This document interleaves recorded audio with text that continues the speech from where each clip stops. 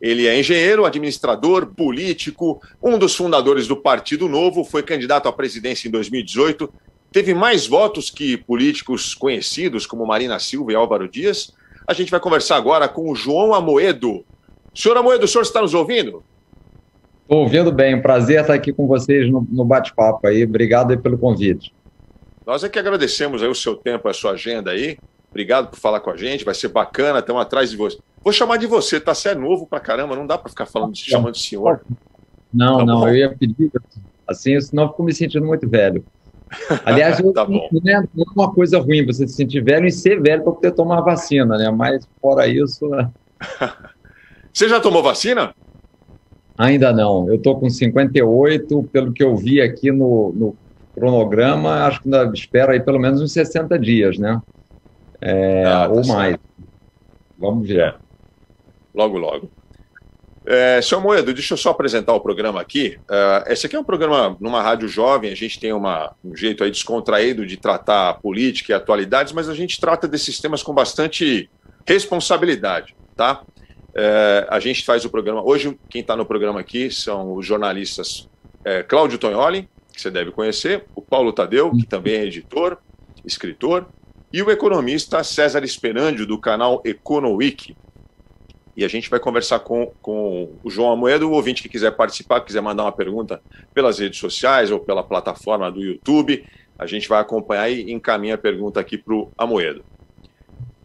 Eu apresentei aqui o Amoedo, banqueiro, administrador, engenheiro, patrimônio conhecido, merecido, inclusive.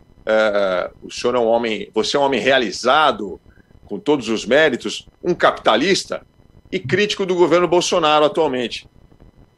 A minha primeira pergunta é, Amoedo, você já foi chamado de esquerdista ultimamente? Bom, eu já fui várias vezes chamado. Durante a campanha eu fui chamado de comunista e, claro, mais recentemente, qualquer crítica, e eu tenho feito bastante em relação ao governo Bolsonaro, e aí realmente tenho sido chamado aí de mais um comunista, e acho que, mas o interessante é ver que tem uma série de pessoas que estão totalmente alinhadas ao capitalismo, mas são também chamadas de comunismo. É a velha estratégia, né, que a gente sabe da busca da polarização, dos nós contra eles, ou você está comigo ou você contra mim. Então, acho que esse é um pouco do desenho, infelizmente, que a gente tem no Brasil de hoje, né?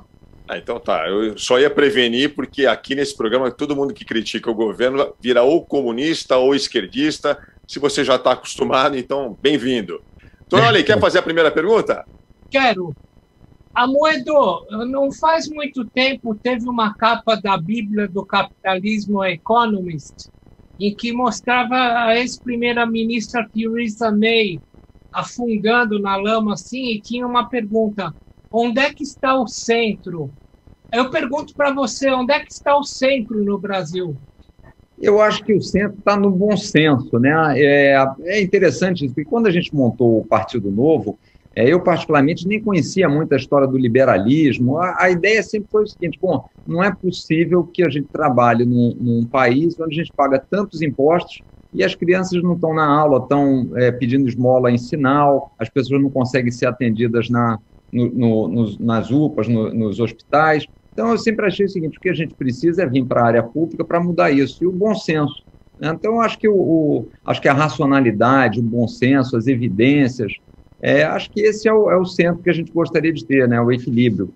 E o Brasil, acho que andou muito para um pêndulo para um lado, e agora andou o pêndulo para o outro lado, e a gente sempre está indo nos extremos sem buscar algo que, de fato, tenha um pouco mais de lógica, né, na gestão pública. Acho que isso é o mais importante. Se a gente ficar muito apegado só numa questão ideológica, e o Brasil é muito complexo, né, são vários países aí dentro do mesmo, então acho que tem que ter o bom senso de avaliar custo-benefício, resultado, mas assim, tem um pressuposto que eu sempre gosto de frisar, que muita gente fala, o Brasil precisa de um Estado grande porque é pobre, mas infelizmente o Estado brasileiro tem sido muito pródigo em tirar dos mais pobres e dar para os mais ricos, né?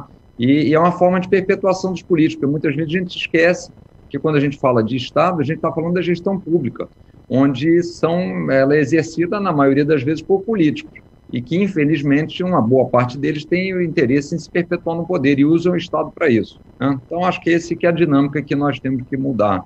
né? Acho que isso é que eu acredito que deva ser o centro. Você acha que dá para mudar para 2022? Olha, vai ser uma guerra grande, porque hoje a gente tem uma polarização muito forte aí entre o petismo e o bolsonarismo.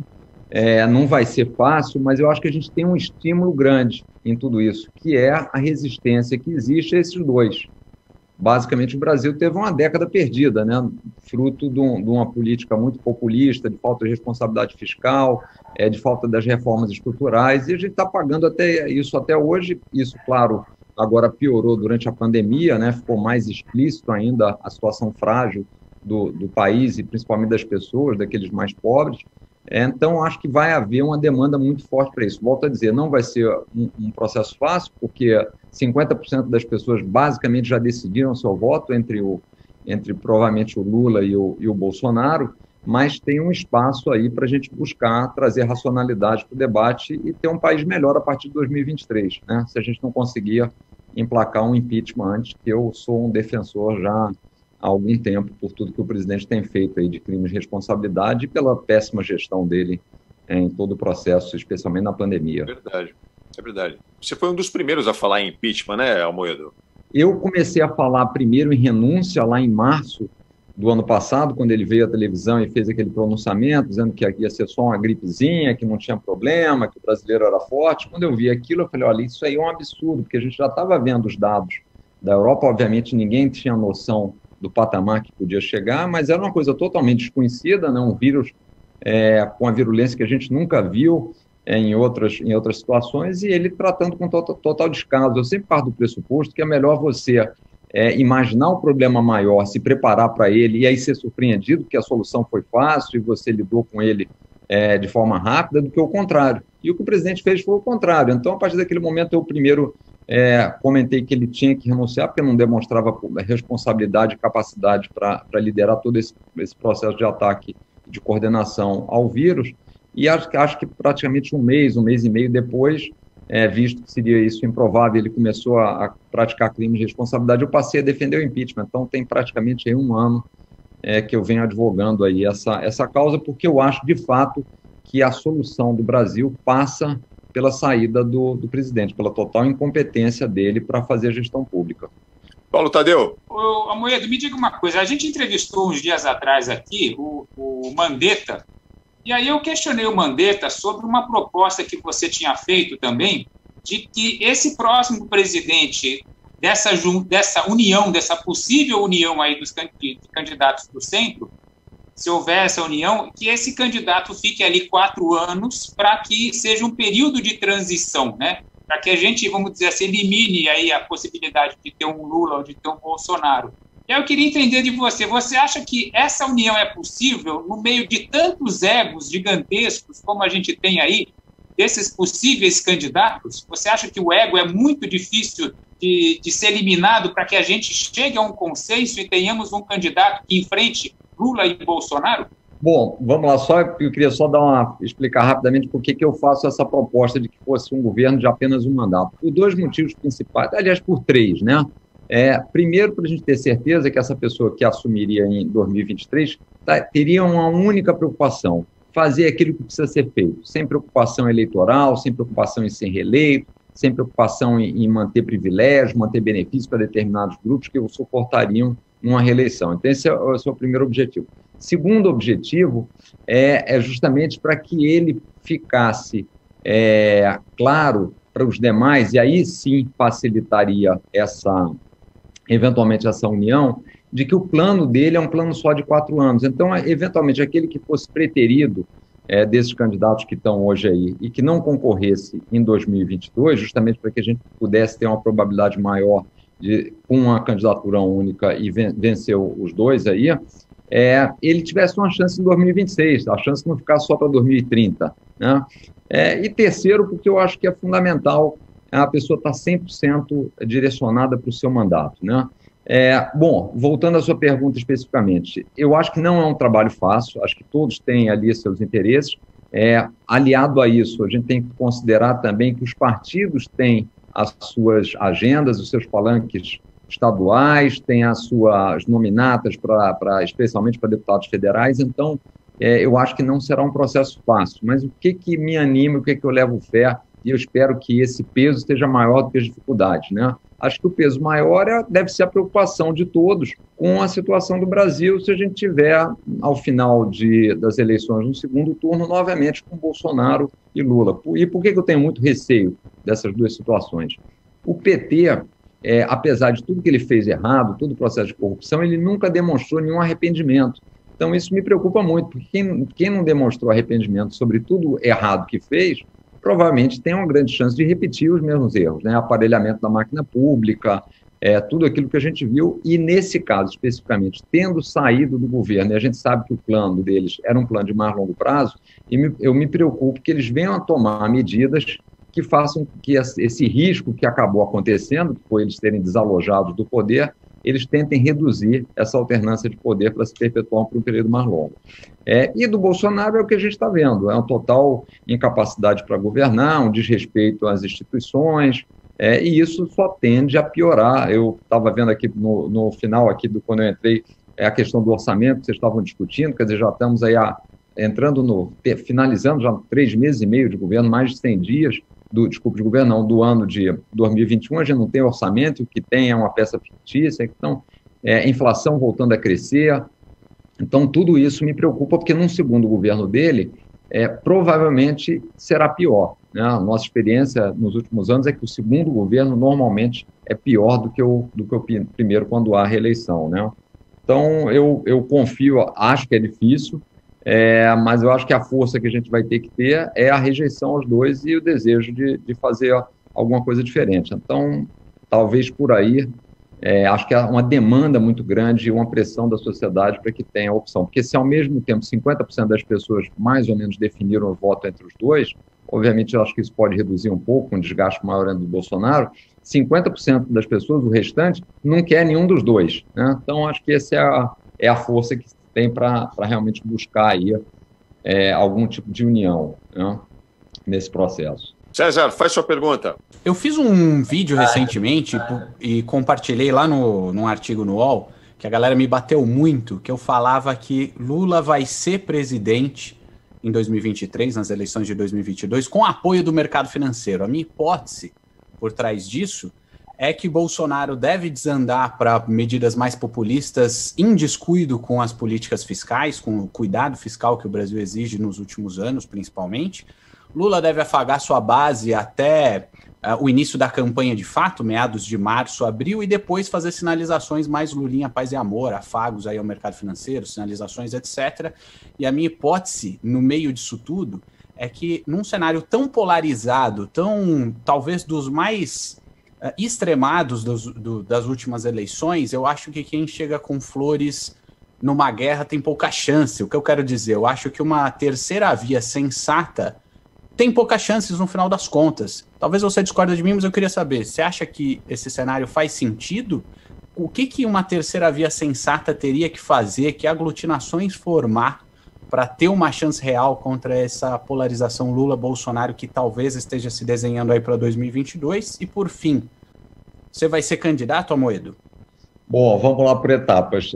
A candidatura não é algo que eu tenha decidido ainda, e é uma coisa que depende do partido também, né? Por enquanto, assim, o meu foco principal é ajudar a construir mais do que uma candidatura, né, para 2023. Eu acho que a gente tem que construir um plano de governo, a gente tem que construir uma equipe de gente que tenha capacidade de execução. Não adianta ter só bons planos, boas ideias e não ter execução. A gente está vendo muito isso, por exemplo, no Ministério da Economia.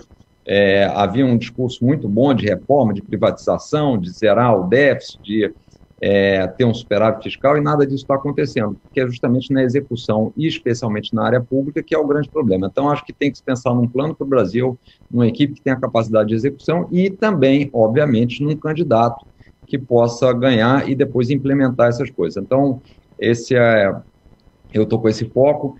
A questão da candidatura acho que tem que ser discutida um pouco mais à frente, e, de novo, aí vai ser uma coisa do partido também, a definição é deles.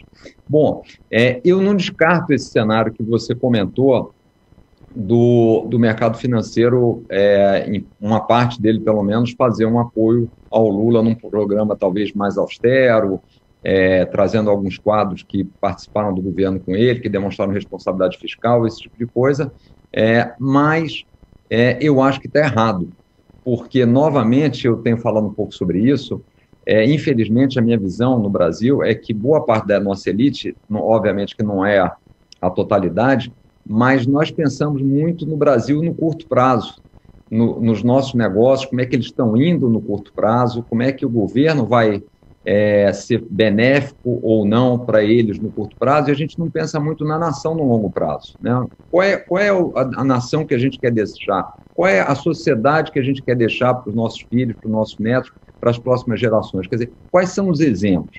E, nesse aspecto, não dá para apoiar um candidato que foi condenado, né? Obviamente, pode ter tido qualquer problema lá no aspecto legal, em relação ao trâmite, mas ele foi condenado, os crimes foram feitos, foram reconhecidos.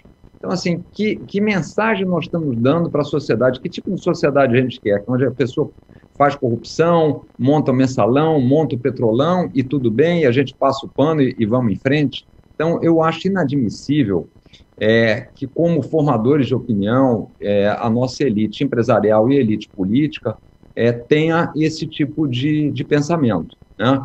Agora, como é que a gente vence isso? Não é fácil. Eu acho que tem que ter um processo grande de conscientização das pessoas. Eu vejo aí uma classe média muito atuante, muito participativa desse processo, muito mais do que teve no passado na política. As redes sociais, obviamente, já foram um instrumento melhor, porque hoje são um campo de batalha, mas é um processo que você pode realmente esclarecer as pessoas, deixar essa visão clara. E eu acho que tem que ser por aí, acho que a gente tem que tentar construir um conjunto de princípios e valores para a sociedade que a gente quer, né? Então, eu acho que não vai ser fácil, mas eu acho que as pessoas estão em busca de coerência, as pessoas estão em busca da verdade.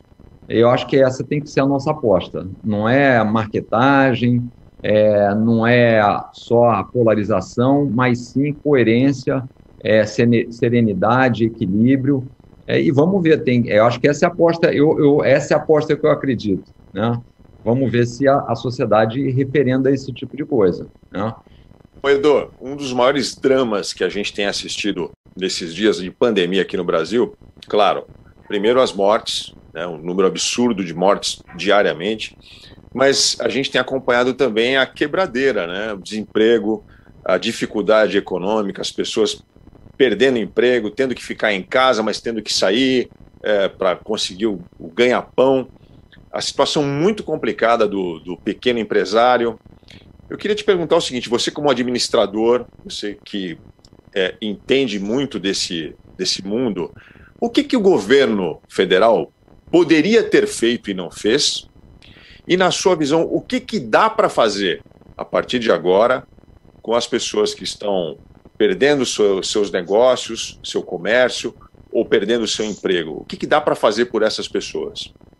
Bom, eu acho que a primeira coisa, e acho que esse já foi um erro logo inicial, como a gente estava falando aqui, quando o Bolsonaro começou a tratar do assunto, é a percepção de que nós somos um país pobre, nós somos um país de baixa renda, onde as pessoas ainda têm poucas oportunidades, têm déficit de emprego. Então, nós não podemos errar. Quer dizer, os Estados Unidos errar, como errou lá no início da gestão da pandemia e ter um número elevado de mortes, tudo bem, os Estados Unidos vai e emite um cheque de $1.200 para cada um. O Brasil não tem condição de fazer isso durante muito tempo. Então, a gente deveria ter tido uma preocupação muito grande de tentar minimizar esse problema e fazer com que ele fosse o mais curto possível, né? Bom, mas isso já foi, essa é uma página virada, ficou a lição. E hoje a gente tem grandes dificuldades, inclusive muita gente passando fome, né? As doações diminuíram, que estavam sendo feitas por entes privados, e hoje é uma situação muito dramática que nós temos. O que eu acho que dá para fazer? Primeiro, a gente tem que tentar acelerar todo esse processo para encurtar isso. Então, vacina, eu outro dia fiz até uma postagem aí sugerindo que o governo comprasse uma quantidade grande de máscaras, essas que são a PF2, né? PF2, que tem uma cobertura melhor, um investimento de R$1,50, quer dizer, que baixa em até 98% a probabilidade da pessoa pegar. Então, assim, tentar minimizar ao máximo o estresse e a quantidade de casos para que a gente possa rapidamente retomar a economia. E o segundo, não tem muito jeito, assim, dentro dos recursos que são ainda pouco disponíveis, fazer algum tipo de prorrogação de empréstimo, ajuda para alguns setores de serviços que estão sofrendo muito. Eu acho que isso deveria ser feito com alguma coordenação nacional, mas feito o mais possível localmente, porque aí você consegue identificar as reais necessidades, né? O auxílio emergencial, no meu entender, a gente deveria ter feito um valor inicial menor para que ele pudesse demorar mais tempo, o valor mensal, mas assim, o que eu imagino isso e passar rapidamente as reformas. A gente tem uma reforma administrativa para passar, tem uma reforma tributária. Se nós fizéssemos isso, seria a chance de tentar atrair investimentos para o Brasil. O Brasil tem escala, tem um mercado consumidor grande, tem mão de obra, mas, infelizmente, ainda é um país muito inóspito para se empreender, né? Por toda a questão que a gente tem. Então, acho que não tem uma bala de prata. Eu acho que trabalhar na redução da pandemia o mais rápido possível com máscaras, com vacinas, fazer programas específicos para determinados setores que estão sofrendo mais e podem gerar mais mão de obra, especialmente para a camada que está sendo mais atingida, e fazer reformas estruturais, porque com isso você antecipa a percepção do mercado de que o Brasil pode sair mais forte da pandemia, e com isso você atrai investimentos, você atrai investidores e pode retomar um ciclo econômico muito mais rápido, né? Agora, quando a gente olha para a nossa realidade, nós não estamos fazendo nada disso direito. Então, é realmente dramático a situação. Algumas perguntas que chegaram aqui dos ouvintes pelo YouTube, pelo Facebook, eu peguei algumas aqui, não vai dar para você responder todas, eu vou pedir para você ser bem rapidinho. Parlamentarismo, está na hora do Brasil experimentar, Amoedo?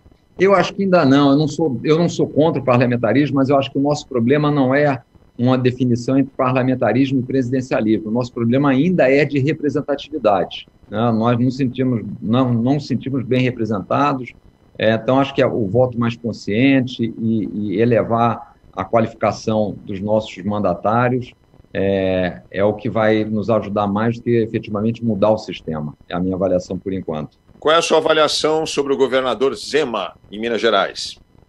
Acho que o governador Zema tem feito um bom governo, acho que desde o primeiro momento ele colocou uma equipe técnica, conseguiu atrair um volume muito grande de investimentos para o Estado, foi relativamente bem durante a pandemia, tem feito um governo austero, agora óbvio, né? Encontrou uma situação extremamente delicada, o governo é uma situação quase pré-falimentar, e agora acho que depende de um acerto, de umas conversas maiores com a Assembleia para poder avançar nas privatizações, em algumas reformas estruturais que precisam ser feitas, mas a minha avaliação é que o desempenho tem sido bastante razoável até o momento. Última pergunta das redes sociais, se no segundo turno de 2022 der Bolsonaro e Lula, você vota em quem? Olha, você se joga pela janela? Não quero nem pensar. No Biden, vai para os Estados Unidos. Era bom viajar, mas eu não quero nem pensar. O duro dessa história de você não votar em ninguém, eu não gosto, porque você acaba se eximindo de alguma responsabilidade, tal de votar em tese, você fica mais satisfeito, você não se comprometeu com nenhum dos dois, mas você se eximiu ali de uma posição e o resultado sairá, né? Mas eu prefiro trabalhar bastante nesse 1 ano e meio aí, para que a gente não morra com essas duas opções lá em outubro de 22. Bom, Amoedo, eu queria agradecer muito aí você ter conversado com a gente. Vou deixar um minutinho aí para você encerrar, quiser deixar uma mensagem, suas redes sociais, o que você quiser, pode falar.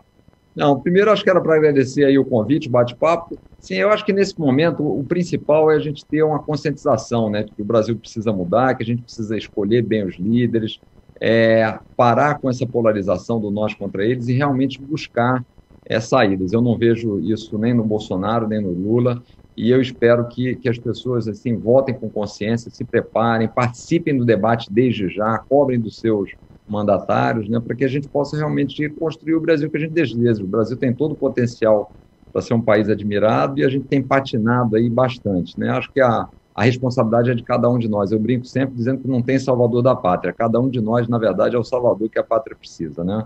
Então, era para agradecer mais uma vez e deixar essa mensagem aí para todos. O momento é difícil, mas a gente vai superar e vamos sair dessa melhores ainda. É isso aí. Obrigado, João Amoedo. O caminho é árduo, mas é possível. Obrigado mais uma vez. A grande verdade.